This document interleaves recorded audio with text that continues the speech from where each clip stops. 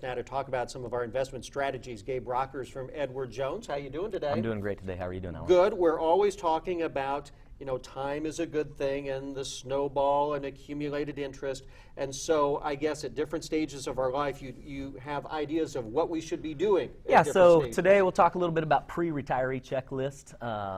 The article that I've used presented a checklist starting 20 years prior to retirement. You know, I've seen And then about that, every 5 years coming back and reviewing things a little bit more extensively, advancing your checklist to what may be more time relevant at that time. So while we're in our 20s, 30s, and 40s, let her rip and invest as much as you can. That's it. At that time, really what we're looking at is try to determine your number. What do you think your number is? Your number is going to be unique to you based upon when you want to go, how long you think you'll need the money, and where you're going to live, how much you're going to spend. Okay, and then once you start maybe getting around age 50, or you said 20 years before retirement, 40, 45, I think we've got a graphic that we can bring up, but starting 20 years before the price tag for retirement, I guess. That's it. Try to just estimate what your number is, I would call it, or your price tag. You get to the 15-year number, hopefully you can sharpen that number a little bit finer. Get the target. That's exactly right. At that point, you may start thinking a little bit more about the long-term care costs that could come about. Oh boy, because that's going to be a big expense in retirement.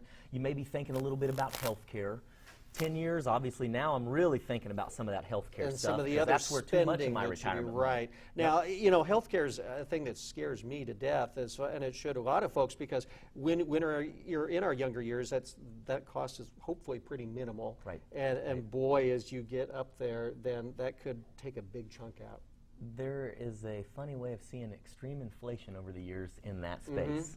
So, well, prices aren't going down. you know, on a visit to the doctor. Not to freak people out, but today numbers and studies suggest that the average couple that retires at 65 will have $250,000 in expenses towards health care.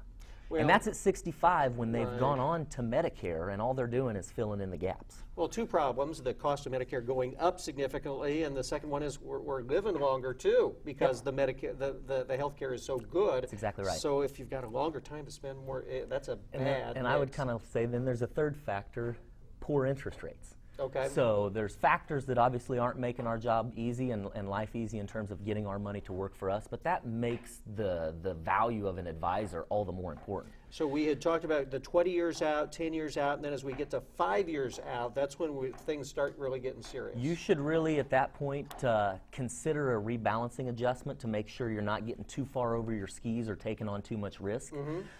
You're really obviously starting to look at what true healthcare costs may be, and you should know what your budgetary needs should be at that time. I know that got a lot of people back in 2008 as the big recession hit, that there were those folks that were just in the 60-year age range where they lost a lot out of the stock market. They just didn't have that time to catch back up again. So, you know, in that situation, what you want is you want a good coach to make sure that if you didn't get it out when it was up here at the top, up high, all right, we got to ride it out, because historically there's never been a 5-year issue in the market. The worst has ever been about 3. So. All right. Well, Gabe, interesting advice for sure to keep in mind. How can people reach you at Edward Jones? So I'm down on the South Belt, down near the Tractor Supply and the Walmart.